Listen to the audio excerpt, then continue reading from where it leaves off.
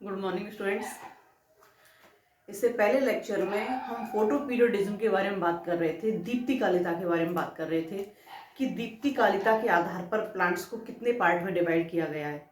तो हमने यहाँ पर 3 प्रकार के प्लांट्स देखे थे जिनके लिए अधिक प्रकाश की अंधकार की आवश्यकता होती है।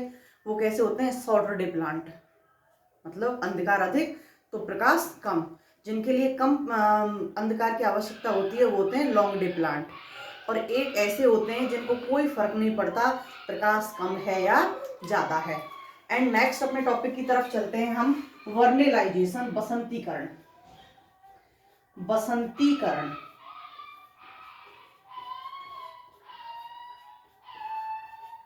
वर्नेलाइजेशन क्या होती है? वर्नेलाइजेशन की क्रिया, क्या आवश्यकता पड़ती है बसंतीकरण की? यहाँ कुछ ऐसे प्लांट्स होते हैं जिनके पुष्पन के लिए, जिनके प्रसुप्त अवस्था को भंग करने के लिए कम प्रकाश की कम टेम्परेचर की आवश्यकता होती है। अगर ऐसे प्लांट्स जिनके प्रसुप्तीकरण को कम टेम्परेचर पर ले जाकर तोड़ा जा सके, उस तोड़ने की प्रक्रिया को क्या कहते हैं हम? वर्नेलाइजेशन। या फिर पुष्पन के लिए, क्योंकि जिन प्लांट्स का बसंतीकरण किया जाता है, सीड्स का, प्लांट का नहीं, जिन सीड्स का हम बसंतीकरण करते हैं वहां उन सीड्स के अंदर पुष्पन की प्रक्रिया भी क्या होती है? जल्दी होती है। तो सो स्टूडेंट्स, होता क्या है इसमें? यहां अगर हम बात करें तो ऐसे पादप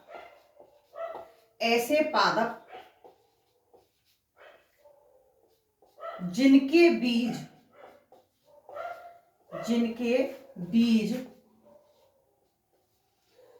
न्यून ताप पर, जिनके बीजों की न्यून ताप पर प्रसुप्ति भंग हो जाती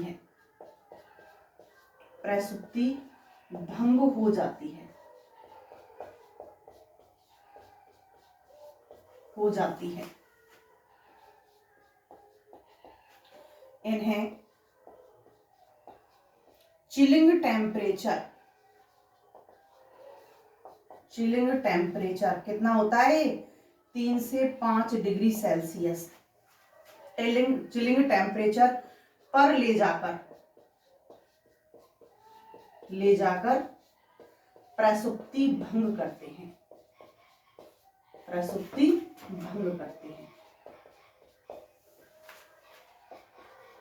और ये प्रोसेस क्या कहलाती है? बसंतीकरण। ये क्रिया क्या कहलाती है? पूरी की पूरी जो प्रक्रिया है, ये प्रक्रिया वर्नेलाइजेशन कहलाती है, बसंतीकरण कहलाती है।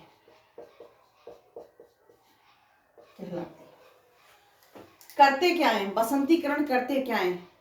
देखिए, बसंतीकरण में सबसे पहले सीड्स को ले जाएंगे।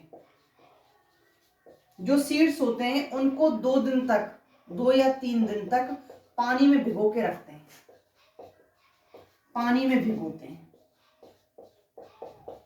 जब ये पानी में भिगो लेते हैं तो यहां से फिर इनको निकालेंगे, निकाल करके 3 से 5 डिग्री सेल्सियस पर रखेंगे, रखते हैं। जब इसको 3 से 5 डिग्री सेल्सियस पर रखेंगे तो यहाँ इसके बाद इनको फिर हम नॉर्मल टेम्परेचर पर ले जाते हैं। यहाँ इसके बाद में इसको नॉर्मल टेम्परेचर पर ले जाते हैं। अब सीड्स की जो प्रसुप्ति थी वो क्या हो गई? भंग। अब सीड्स की प्रसुप्ति यहाँ पर क्या हो जाती है? भंग हो जाती है। तो यहाँ पर होता क्या है? ये तो प्रसुप्ति भंग करने वाली बात हो गई। अब यहाँ फ्लावरिंग पर क्या इफेक्ट पड़ेगा? पुष्पन पर क्या इफेक्ट पड़ेगा? पुष्पन के लिए बसंतीकरण की क्या आवश्यकता पड़ गई? तो स्टूडेंट्स, जिन सीड्स का हमने क्या किया है, यहाँ पर बसंतीकरण किया है, तो इन सीड्स की ग्रोथ होगी। ये सीड्स हैं, सीड्स की ग्रोथ हुई तो क्या बनेगा? प्लांट। यहां जो प्लांट बना है, एक सीड के बारे में बात करते हैं। यहां जो प्लांट बना है, इस प्लांट की कायिक वृद्धि क्या हो जाएगी? जल्दी ही कंप्लीट हो जाएगी। जो कायक ग्रोथ है, जो वेजिटेटिव ग्रोथ है, ये ग्रोथ क्या हो जाएगी, यहाँ जल्दी कंप्लीट हो जाएगी, जल्दी पूर्ण हो जाएगी। और जब यहाँ ये जल्दी पूर्ण हो जाएगी तो अब इसमें क्या हो जाएगी, फ्लावरिंग। यहाँ क्या हो जाएगी, इसमें फ्लावरिंग। यहाँ पर पुष्पन की क्रिया हो जाएगी। अब जब ग्रोथ जल्दी हुई है तो पुष्पन भी कैसा होगा, जल्दी। तो यहाँ पर जो वेजिटेटिव ग्रोथ है, ये वेजिटेटिव ग्रोथ क्या हो जाती है, जल्दी रुक जाती है, जल्दी कंप्लीट हो जाती है, जल्दी रुक जाती है। तो जो पुष्पन की प्रोसेस है वो प्रोसेस भी यहाँ पर क्या हो जाती है, जल्दी हो जाती है। तो ये होती है बसंतीकरण की प्रक्रिया। तो इस बसंतीकरण की प्रक्रिया को अगर हम एक समीकरण के द्वारा लिखें तो समीकरण के द्वारा कैसे लिख सकते हैं, देखिए।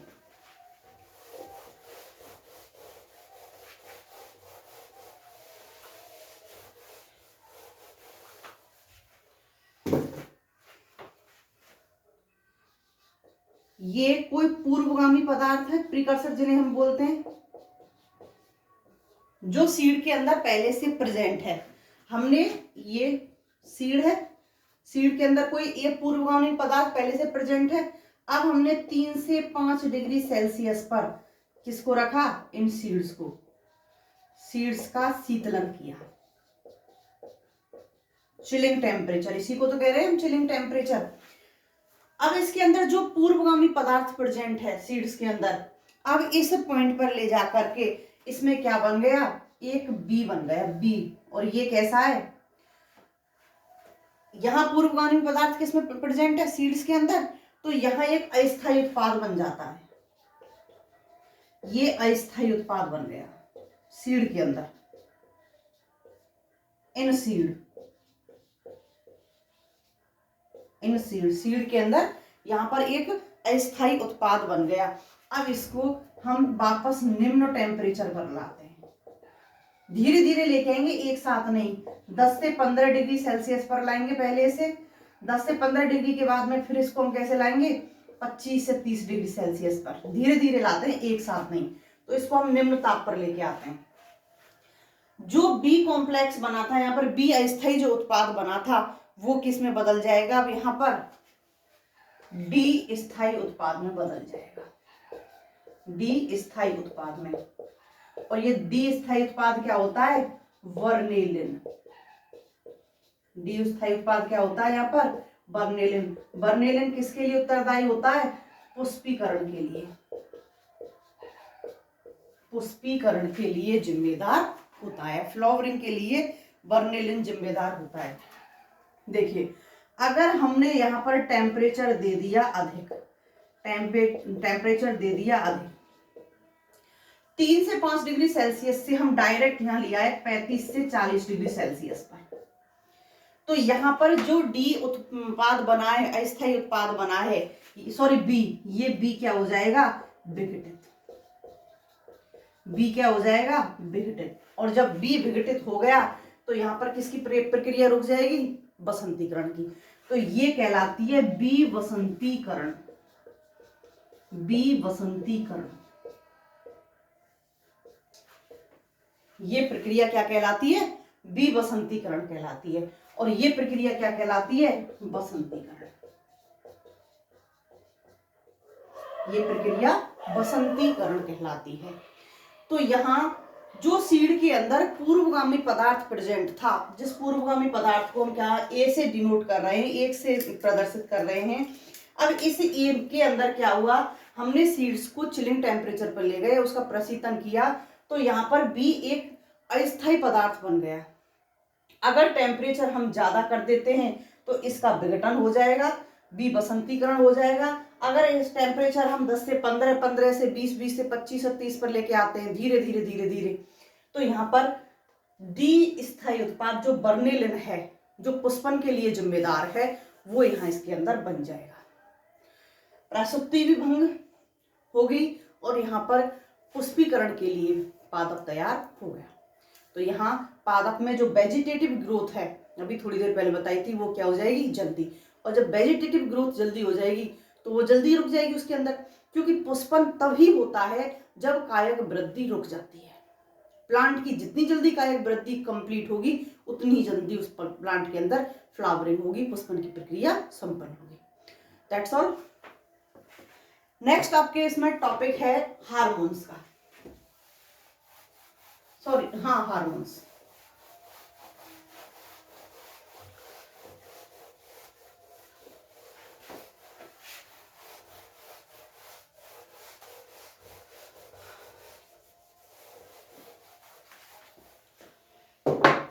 नेक्स्ट बात करते हैं हम यहाँ पर हार्मोन्स की, और हार्मोन्स के कौन से, एनिमल या प्लांट, प्लांट हार्मोन, क्योंकि प्लांट पढ़ रहे हैं हम। प्लांट हार्मोन, पादप हार्मोन।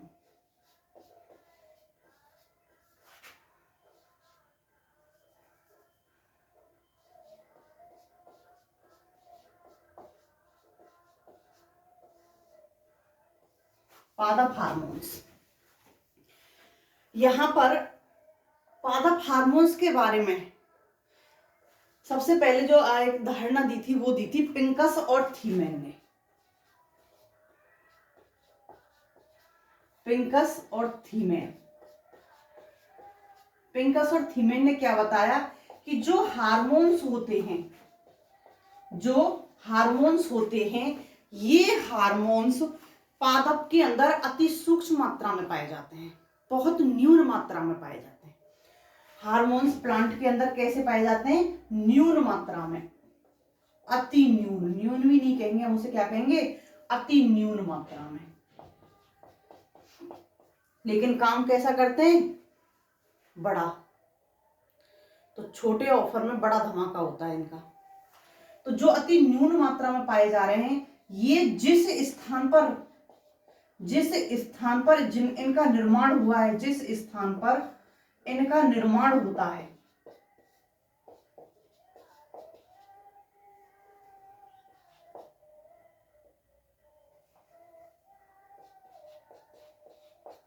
निर्माण होता है, उससे दूर, ऐसे समझो मिसाइल को, मिसाइल लॉन्च पैड से कहां भेज रहे हैं हम, दूर लॉन्च कर रहे हैं, तो विस्फोट कहां करेगी, दूर जाकर, वहां थोड़ी कर दी, तो दूर जाकर करेगी। तो यहां जिस स्थान पर इनका निर्माण हुआ है उससे दूर जाकर के क्या करेंगे, ग्रोथ में क्या, जितनी भी फिजियोलॉजिकल एक्टिविटीज हैं,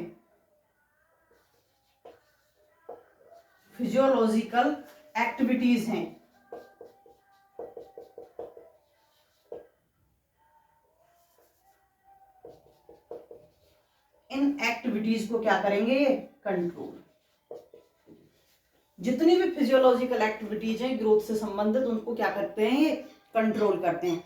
साथ ही साथ यहाँ पर विभिन्न वृद्धि, क्योंकि वो भी ग्रोथ में आएंगी, फिजियोलॉजिकल एक्टिविटीज में आएंगी, वृद्धि की प्रावस्थाएं हैं, तो यहाँ पर अपने स्थल से दूर जाकर के ये प्लांट के अंदर विभिन्न नियामक कार्यों का कंट्रोल करते हैं, चाहे वो लंबाई से संबंधित हो, चाहे किसी भी चीज से संबंधित हो। तो ये अपने जहां इनका निर्माण हुआ है उससे दूर जाकर के यहाँ पर कार्य करते हैं। अब हार्मोन्स के अगर हम लक्षणों की बात करें, इनके गुणों की बात करें, तो एक चीज तो हमको पता चल गई कि ये इनका निर्माण कहाँ होता है। गुणों की बात करते हैं, गुण क्या क्या होते हैं इनके। तो सबसे पहले तो इनका संश्लेषण कहाँ हो रहा है, इनका जो संश्लेषण होता है वो रूट, सूट और लीफ के शीर्ष पर होता है। चाहे हम रूट की बात करें, चाहे हम सूट की बात करें, चाहे हम लीफ की बात करें, सभी के शीर्ष पर इनका निर्माण होता है, इनका संश्लेषण होता है। दूसरा, ये क्या होते हैं, कार्बनिक पदार्थ। कैसे होते हैं, कार्बनिक पदार्थ, कार्बनिक पदार्थ हैं, सूक्ष्म मात्रा में होते हैं।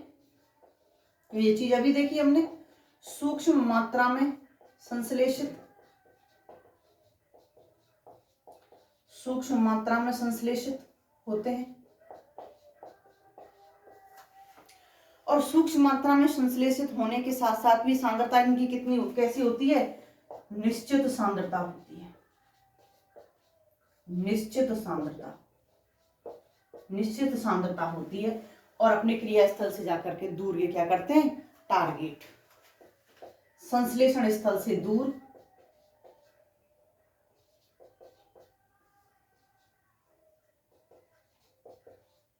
स्थल से दूर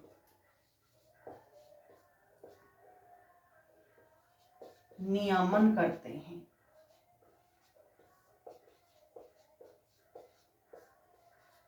संश्लेषण स्तर से दूर जाकर के क्या करते हैं, ये नियमन करते हैं। तो ये तो हो गई एक नॉर्मल सी गुणों की बात कि ये गुण इनके अंदर पाए जाते हैं। प्रकृति के अंदर, प्रकृति में 5 एंजाइम्स, प्रकृति में 5 एंजाइम्स पाए जाते हैं। कौन कौन से, ए ऑक्सीन, ऑक्सीन, बी सेकंड, एक सी लेते हैं, जिब्रेलिन, जिब्रेलिन, तीसरा साइटोकाइनिन, साइटोकाइनिन, चौथा एब्सिसिक अम्ल, एब्सिसिक अम्ल, और पांचवा इथाइलिन, इथाइलिन। ये 3 एंजाइम्स पाए जाते हैं। अब इन तीनों एंजाइम्स को 2 ग्रुप में बांटा, सॉरी 5, इन 5 एंजाइम्स को 2 ग्रुप में बांटा गया है, 2 ग्रुप में बांटा है। कौन कौन से हैं वो 2 ग्रुप, एक तो है वृद्धिकारी हार्मोन और दूसरे होते हैं वृद्धि रोधक हार्मोन, वृद्धि रोधक हार्मोन। मतलब जो ए ग्रुप है, ए ग्रुप के अंदर जो हार्मोन्स पाए जाते हैं वो तो प्लांट्स की वृद्धि के लिए जिम्मेदार होते हैं, प्लांट्स में वृद्धि कराएंगे फास्ट। और जो दूसरे होते हैं तो वो क्या करते हैं, लगाम खींचने का कार्य, बोले जाते गाँव रुको अभी हम भी हैं। तो यहाँ पर ये हार्मोन्स, जो बी ग्रुप के हार्मोन्स है, ये क्या करेंगे, उस वृद्धि को कंट्रोल करने का कार्य करते हैं। वरना तो जो प्लांट्स हैं उनकी ग्रोथ बढ़ती चली जाती, दिखते भी नहीं, पता नहीं कहाँ पहुंचते। तो यहाँ पर इनके कार्यों को कंट्रोल करने का कार्य कौन करते हैं, वृद्धि निरोधक हार्मोन्स। यहाँ ऑक्सीन, जिब्रेलिन और साइटोकाइनिन, ये तो हैं ए ग्रुप के हार्मोन, ऑक्सीन, जिब्रेलिन और साइटोकाइनिन ए ग्रुप के हार्मोन्स, वृद्धिकारी हार्मोन्स हैं। एब्सिसिक अम्ल और इथाइलिन बी ग्रुप के हार्मोन है। ये क्या कार्य करेंगे, वृद्धि रोधक हार्मोन है, जो वृद्धि को रोकने का कार्य करेंगे। यहाँ पर वृद्धि को एक निश्चित मात्रा में होने का कार्य करेंगे, उसको कंट्रोल करने का कार्य करेंगे। अब यहाँ पर 1 बाय 1 देखते हैं हम हार्मोन्स को। तो फर्स्ट देखते हैं यहाँ पर ऑक्सीन।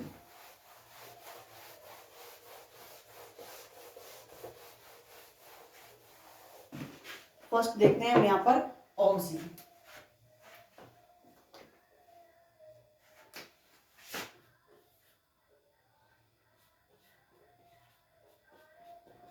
ऑक्सीन या ऑक्सीन्स, ऑक्सीन ही लेके चलते हैं क्योंकि फिर पीछे देखेंगे ऑक्सीन्स को। तो कौन कौन से ऑक्सीन्स पाए जाते हैं, ऑक्सीन कैसे हैं ये ऑक्सीन, वृद्धिकारी हार्मोन। तो ये मिलते कहाँ हैं, ऑक्सीन रूट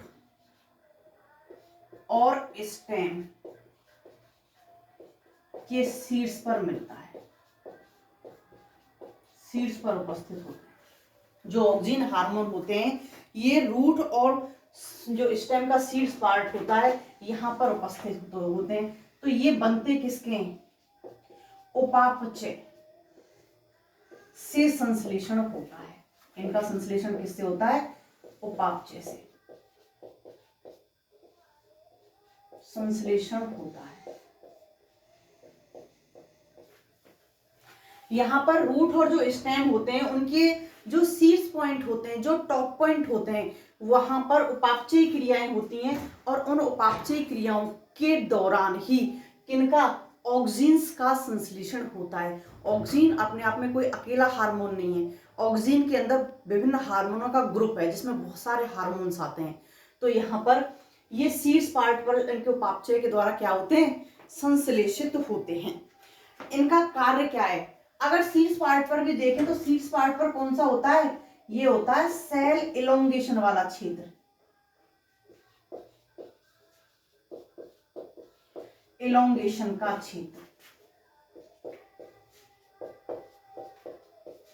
क्योंकि जब शीर्ष पार्ट की बात कर रहे हैं तो स्टूडेंट शीर्ष पार्ट पर मेरिस्टेमेटिक टिश्यू प्रेजेंट होता है जिसका कार्य क्या है, लगातार डिवाइड होना, विभाजन करना।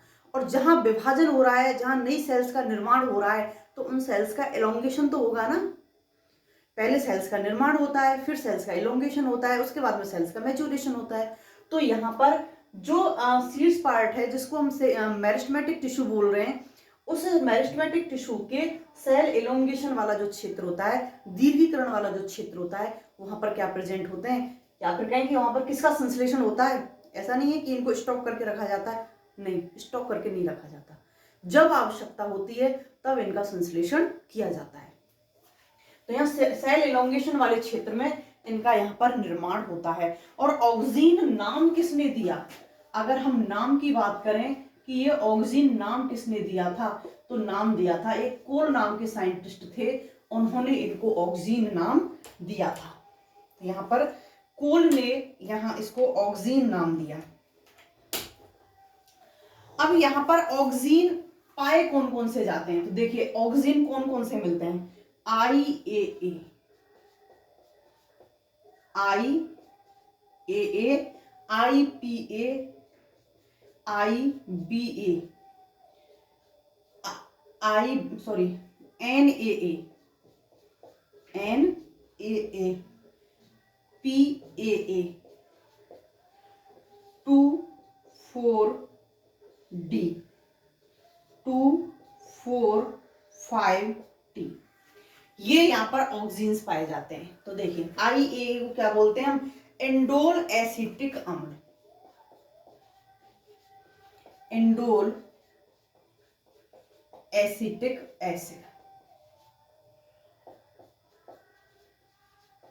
Indole propionic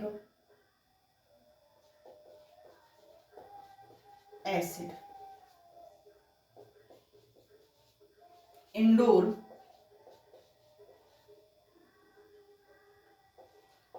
butyric acid. यहां तक तो हो गए इंडोल वाले, याद रखने के लिए naphthalene, naphthalene, naphthalene acetic acid, P से phenyl acetic acid,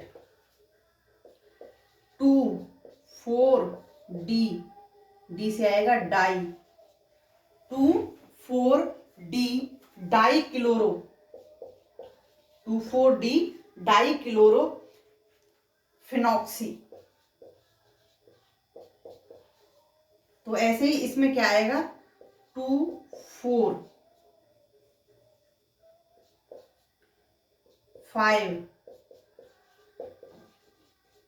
try chloro phenoxy. इतने ग्रुप तो यहां पर क्या आएंगे, क्योंकि यहां अंतर केवल जो फ्रंट वाले ग्रुप हैं, यहां पर डाइक्लोरो जुड़े हुए हैं, यहां पर ट्राइक्लोरो जुड़े हुए हैं, पीछे वही acetic acid, acetic acid, acetic acid. तो यहाँ पर स्टूडेंट्स जो आपके ये मैंने यहाँ पर जो फुल फॉर्म इनकी लिखी है, आपके जब छोटे जो क्वेश्चंस आते हैं उसमें पूछ लिया जाता है, PA का पूरा नाम बताइए, NAA का नाम बताइए, 2,4-T का नाम, D का नाम बताइए। तो इसलिए आप इनको याद रख लेना। यहां पर जो मैक्सिमम मात्रा में जो ऑक्सीजन सामान्य तौर पर पाया जाता है वो पाया जाता है IAA। एक ऑक्सीजन जो हम कहते हैं ना कि हमारे परिवार का मुखिया हमारे पूरे परिवार को शो कर रहा है, तो ये IAA समझो कि एक प्रकार से ऑक्सीजन का मुखिया है। तो ये किसको शो करता है? पूरे के पूरे ऑक्सीजन हार्मोन्स को शो कर रहा है। सामान्य तौर पर यही पाया जाता है इंडोल एसिटिक एसिड। नेक्स्ट देखते हैं हम इसके प्राप्ति स्थल कौन कौन से हैं। ऑक्सीजन किन किन स्थानों पर प्राप्त होते हैं, कहां इनका किस प्रकार से इनका स्थानांतरण होता है। प्राप्ति स्थल,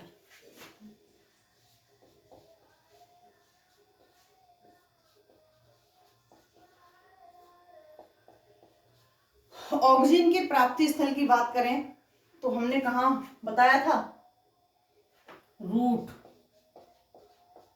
अभी लिखा हुआ है ऊपर, और स्टेम के शीर्ष पर, ये तो लिखा हुआ है ऊपर, रूट और स्टेम के शीर्ष पर। तो सामान्यतः तो संपूर्ण प्लांट में मिलेगा, संपूर्ण प्लांट में उपस्थित। जनरली बात कर रहे हैं हम सांद्रता की, कंसंट्रेशन की। तो जो सांद्रता है ये सांद्रता मैक्सिमम उपस्थित होती है शीर्ष पर। क्यों? अब स्थानांतरण की बात कर लेते हैं, क्यों होती है।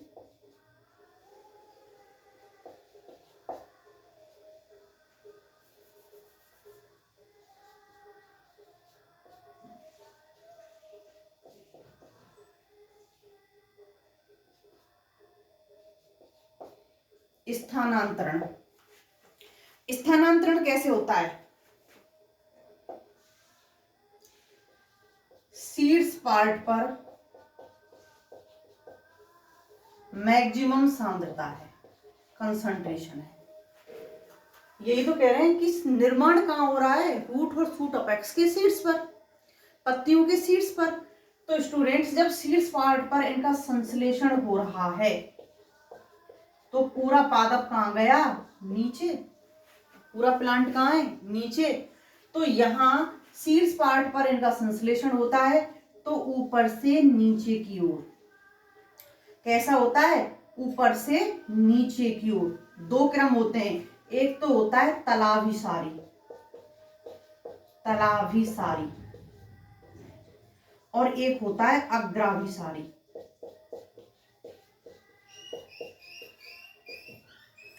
अब तलाभिसारी को बोलते हैं हम बेसोपिटल और अग्राभिसारी को बोलते हैं हम एक्रोपिटल।